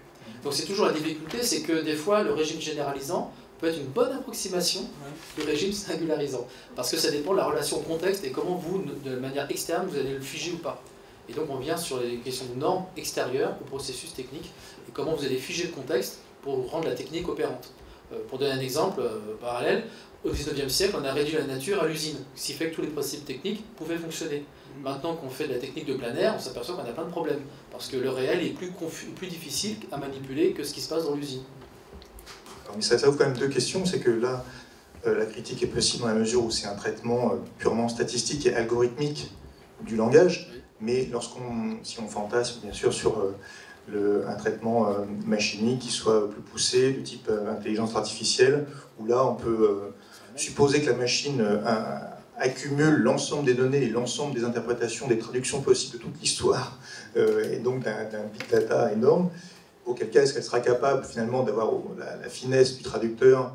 Ça, c'est la première question. Et puis, deuxièmement, est-ce qu'il n'y a pas déjà des données qui finalement, pour aboutir à la vérité, n'ont pas besoin de l'interprétation, mais simplement d'une accumulation de digestion de connaissances, si je peux dire. Et je prendrai l'exemple qui est souvent cité dans l'intelligence artificielle par rapport à la médecine, par exemple, où finalement, pour faire un diagnostic sur un cancer de peau, il faut plutôt simplement avoir la capacité machinique à emmagasiner et donc traiter rapidement l'ensemble du corpus médical sur le sujet pour finalement sortir la vérité de oui ou non cancer. Je ne sais pas si je suis bien clair. Mais... Oui, mais toute la difficulté après c'est la curation du corpus et s'assurer de la qualité. Là, c'est tous les problèmes qu'on a sur le scandale du cholestérol, par exemple, c'est qu'on s'aperçoit que toutes les études étaient partiellement faux biaisées par des corpus mal construits. Et donc, votre système marchera bien que s'il y a un travail assez conséquent des épidémiologues et des médecins pour pouvoir faire un corpus sur lequel, non seulement on a les bases de données, mais surtout on a leur classification qui soit correcte. Je crois qu'on revient à la question qu'on a évoquée tout à l'heure, c'est quand on a parlé de source, ce terme est extrêmement problématique. Une source, c'est pas quelque chose qui sort de n'importe où, c'est quelque chose qui se construit. Une donnée, ça se construit, dans quelque cas de figure que ce soit. Et donc c'est déjà un geste interprétatif. Et constituer un corpus, c'est déjà un geste interprétatif. C'est-à-dire que là, la donnée, c'est jamais un en soi. C'est le résultat d'une production humaine à un moment donné, dans un contexte donné, en fonction de... etc. etc. Donc elle est déjà chargée de sens, elle est déjà chargée de signification. Le numérique rajoute quand même une difficulté, c'est quand même le fait de formatage. Le formatage étant une convention elle est transformée. Elle est transformée et elle devient souvent de facto amnésique de l'origine, parce que justement pour rendre la donnée manipulable avec des données qui ne sont pas communes, parce qu'elles viennent d'une autre origine, d'autres sources, eh bien on va faire un formatage qui est unique. Donc pour l'exemple du texte, par exemple, pour que ça soit manipulable comme une suite de mots, on va oublier ce qu'il y a un titre, on va oublier ce qu'il y a un paragraphe, on va oublier la ponctuation, ce genre de choses, tout simplement parce que le formatage exige pour rendre ça manipulable. Et ça, bon, il y a l'exemple du texte, mais il y en a d'autres sur l'image, etc., qui sont de même nature. Deux dernières interventions. Oui, c'est à propos de la traduction automatique. Je recommande à ceux qui n'ont pas encore fait l'exercice d'essayer l'outil DeepL par rapport à, par exemple, Translate qu'on trouvait sur Google. Dans un outil comme Translate, si vous faisiez l'exercice de traduire d'une langue dans une autre, et puis de retraduire la traduction dans la langue originale, vous aviez une divergence, comme on dit, c'est-à-dire les erreurs s'accumulaient, se multipliaient même, et le texte pouvait devenir comique. Faites l'expérience maintenant avec DeepL, je l'ai fait l'autre jour. Donc DeepL, ce sont des techniques d'intelligence artificielle de réseaux neuronaux. C'est la compagnie allemande qui faisait l'outil Lingui qu'on a tous utilisé et qui crée maintenant DeepL. Et j'ai fait l'exercice, j'ai écrit un texte en anglais, qui est une des langues que je maîtrise. Je l'ai traduit en français et j'ai fait la traduction en anglais. Et j'ai pu améliorer mon texte original. C'est-à-dire qu'il n'y a pas eu de divergence, au contraire, il y a concentration, il y a amélioration. Donc l'outil est d'une qualité tout à fait différente. Mais si on regarde, si on pense en termes de numérique ou même de méthodes statistiques, parce que ces méthodes du perceptron qui ont été extrapolées finalement pour faire des réseaux neuronaux, on appelait ça autrefois des méthodes statistiques avancées, c'est toujours de la statistique et donc c'est toujours du numérique. Et personnellement, à une époque, j'avais même émis l'hypothèse qui a été infirmée qu'il faudrait ajouter des valeurs d'affect dans le vocabulaire pour pouvoir reconstruire justement tous ces effets de contexte. Or, simplement avec des méthodes statistiques plus avancées, on retrouve tout le contexte. En particulier, oui, si la machine finit par le trouver, par apprentissage. Simplement parce qu'elle va essayer, et vous pouvez d'ailleurs dans DeepL améliorer la traduction, et elle va en tenir compte. Et la machine a la possibilité de tenir compte de l'ensemble des mots de la phrase et de ne pas traiter des sous-ensembles, des sous-séquences qui étaient la difficulté qu'on avait jusqu'ici. Et j'ai l'impression qu'avec ces réseaux neuronaux très avancés, on résout le problème classique du Moyen-Âge, du complexé significabile. Quel est le rapport entre le sens individuel des mots et le sens global de la phrase? Nous n'avons toujours pas trouvé la solution, mais la machine, elle, le trouve intuitivement. Intuitivement. Le mot est un peu rapide. Oui. Moi, je voulais simplement ajouter que sur la question des données, alors c'est vrai que nous les construisons, mais il faudrait aussi insister sur les fonctions que l'on peut donner aux métadonnées.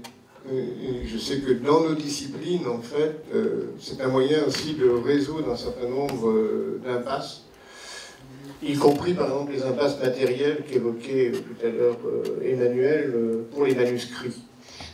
Parce que justement, toutes les métadonnées permettent de concrétiser par retour l'approche tout de même. Enfin bon, ce serait une discussion qui s'ouvrirait, donc, mais simplement je pense qu'il y a une irréductibilité sémiotique entre les éléments. Il faudrait en reparler, développer la chose. Je dis, il y a chaque modalité expressive a sa propre, ce que j'ai appelé voilà, une irréductibilité sémiotique, c'est-à-dire à sa propre modalité expressive, que là, une transformation au niveau numérique, ou quelle qu'elle soit, même en métadonnées, ne sera donnée. Parce que là, on est dans une pensée purement logocentrique, de transformation des univers sensoriels dans lesquels nous sommes, qui passent à travers des procédures qui sont des procédures d'ordre logocentrique. Et le reste, il est où? Non, mais et donc, et ben voilà, le digital, alors bon, c'est bien, t'as raison. En fait, le digital, je crois que c'est d'abord un mot français avant d'être un mot anglais, si je ne me trompe pas. Il faut qu'on fasse une pause.